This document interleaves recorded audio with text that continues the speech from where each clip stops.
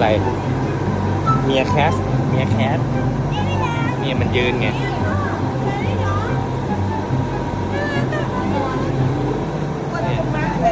แฮร์รี่ด็อกอูดมีอูดด้วย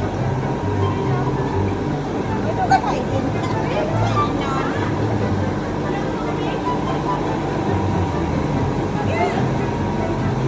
ไว้นอนเร็วสปริงมันมีขนดิคืออะไรอ่ะ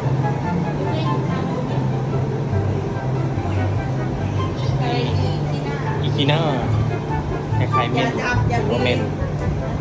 ก็คือเม่น แล้วพูดอย่างนั้นไม่อยู่กัน พวกเราชื่อปีป้า